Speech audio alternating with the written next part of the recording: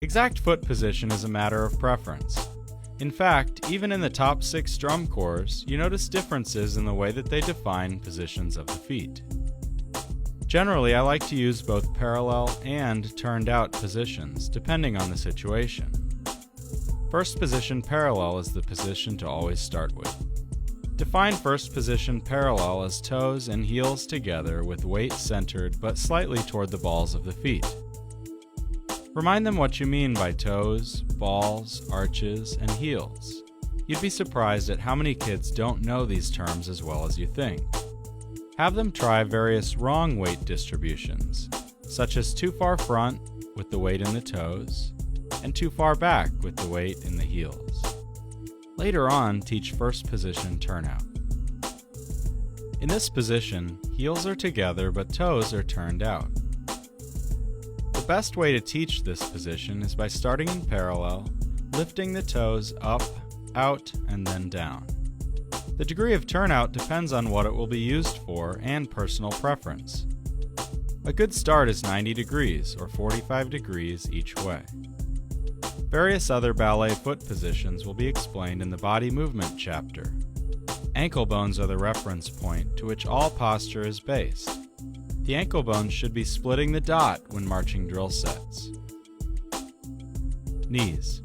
Moving up from the feet, the next part of the checklist is the knees. They should be straight but not locked. Again, teach the wrong way in order to emphasize the correct way. Bent knees are a rare problem. However, locked knees are a common problem. Locked knees can lead to the marcher passing out due to lack of blood flow in the legs. The buzzwords here are easy, straight but not locked. The next position of the checklist defines the position of the hips and lower back. The goal here is to make sure the hips are rolled slightly under. You can demonstrate this by asking the students to place their hands on their hips and rotate the hips under. Demonstrate the wrong hip placement by rotating the hips through middle and then back so that the rear end sticks out. These various hip positions greatly affect the alignment of the vertebra.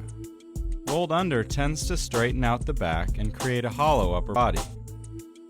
Generally, high school kids stand with terrible posture, with their hips rolled back and their shoulders slouched forward. An easy way to fix bad posture is to ask individuals to lie on their backs. Naturally, you can slide a flat hand between the small of the back and the floor. If you roll the hips up and think about bringing your belly button closer to the floor, there's less of a space or arch between the small of the back and the floor. This always fixes hips and back, as long as they can recreate that feeling while standing up. Remember to align the hips directly over the ankle bones. Shoulders. Continuing up, we get to the shoulders, which are defined as back and down with no tension. This is easy to teach, however most directors fight shoulder issues all season long. As always, use the wrong positions as a teaching tool. The slouch happens when shoulders roll forward. Tension occurs when shoulders creep up to the ears and are forcefully pulled backward or forward. Poor shoulder position also affects balance.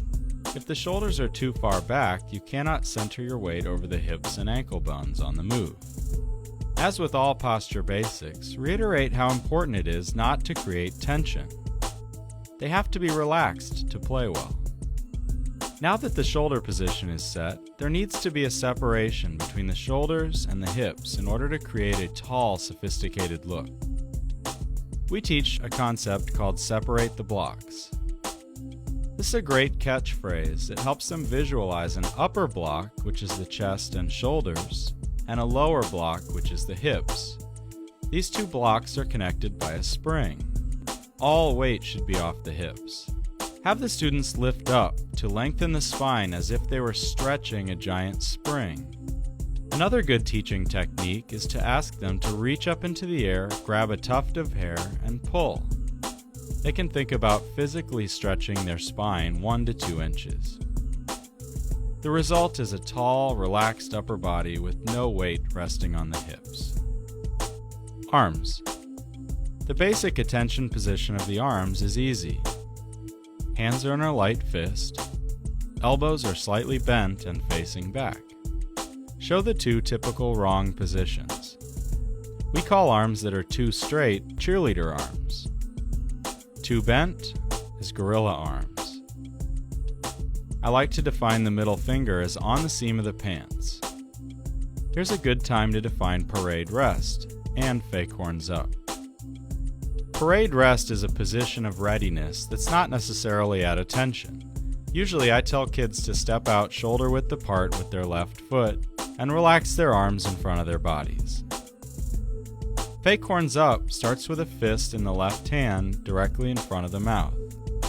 The right hand in a blade position comes up over the top of the left fist. It should look like a trumpet position.